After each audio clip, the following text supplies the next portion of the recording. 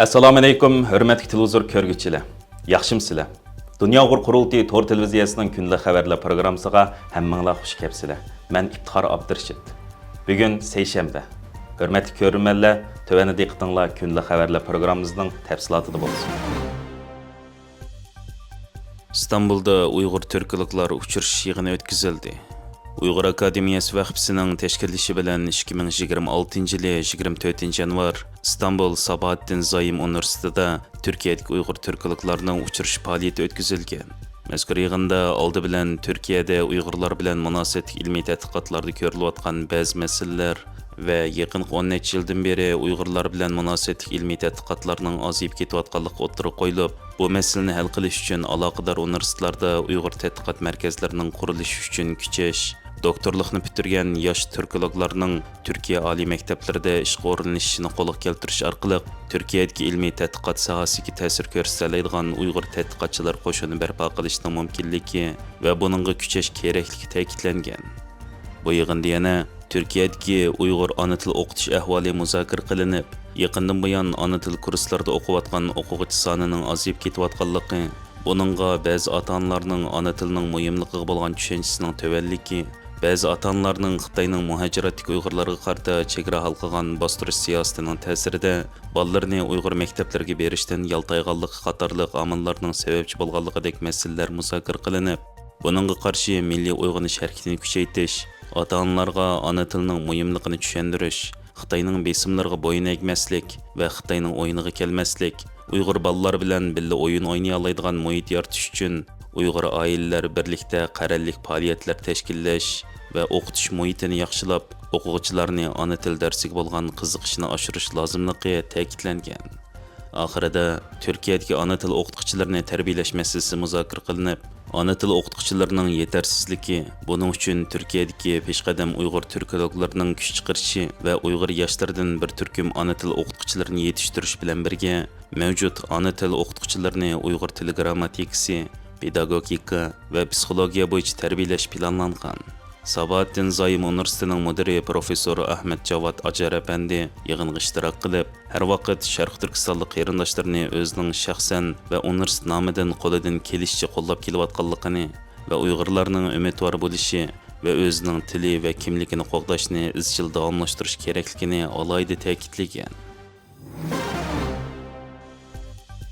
Amerika 22 yanvar kuni Dunyo sayya tashkilotidan rasmiy chekinib chiqqanligini jakarladi.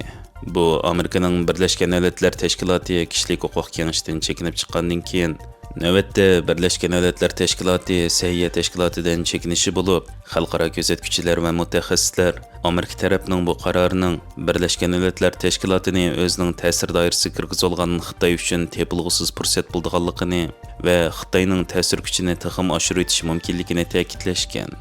Amerika hukumatining bu vaqtdagi bayonotida asosliq sababini Dunyo sayya tashkilotining Xitoy virus yuqumiga taqobil turishining unumsizligi, shundaqla islohot, javobgarlikni surishtirish va oshkorlikning izchil kamchili bo'lishi qatorliqlar ekanligi ko'rsatilgan bo'lib, bu tashkilot Xitoyning Wuhan shahridan kelib chiqqan korona yuqumi va boshqa dunyoviy sayya krizislarini xato bartaraf qilgan, jiddiy zarur islohotlarni qo'llanmagan va Dunyo sayya tashkilotiga a'zo davlatlarning nomuvofiq siyosiy ta'siridan bu organning mustaqilligini saqlamagan, Dunyo sayya tashkiloti o'zining yadroliq burchini ado qila olmagan hamda Amerikaning manfaatiga ziyon yetkazadigan harakatlarni qayta sodir qilgan va Amerika Dunyo sayya tashkilotining qurg'uvchi a'zo davlati va eng chong moliya ta'minlaguvchisi bo'lsa-mu, lekin bu tashkilot Amerikaning manfaatiga dushmanlik qiladigan davlatlarning turkisida siyosiylashgan va byurokratlashgan kun tartiblarini yo'lga qo'ygan deyilgan.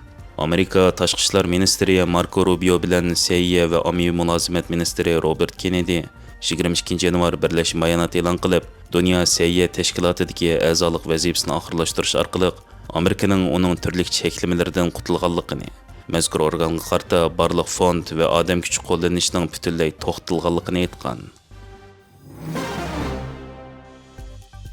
Xi Jinpingning eng yaqin harbiy ittifoqdoshi deb qaralib kelgan Zhang Youxianing yadro maxfiyatlarini Amerikaga oshkorlaganligi bilan ayblanib tekshirilayotgan bo'lib, Xi Jinping raislik qilayotgan Xitoyning 7 kishilik Markaziy harbiy ishlar komitetida aslidagi 6 a'zoning 5i chiriklik, parxo'rliq Casusluq qatarlıq cinayətlər bilan partiya və armiyadan qoğlanıb, növbətdə Jiang Xingmin komitetdagi birdan-bir hərbiy a'zo bo'lib qolgan.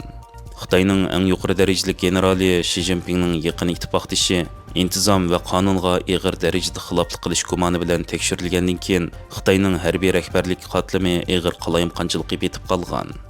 25 yanvar yakshanba kuni Xitoy armiya gazetida e'lon qilingan bir bosh maqolada Jiang va Birlashmiş Shtab bo'limining bosh shtab boshlig'i Liu Jianlinning tekshirilayotganligini e'lon qilgan.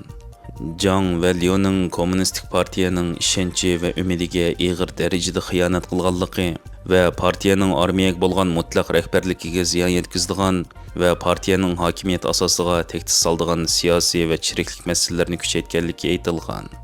Ammo Wall Street jurnali gazetining xabariga qaraganda, Jiangning davlatning yadro qurollari programmasiga oid uchurlarni Amerikaga oshkorlaganligi va davlat mudofaa ministriga ofitser o'stirish qatorliq rasmiy ishlar uchun para olganligi bilan ayblangan.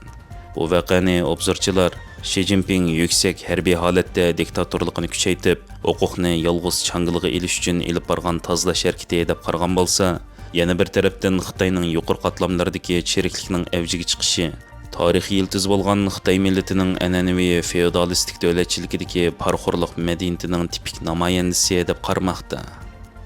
Hurmatli ko'ruvchilar, yuqorida diqqatingizga kunlik xabarlar programmamizning tafsilotini sundik. Kelar qitimliq sonimizgacha ko'rishgacha omon bo'lgaysizlar.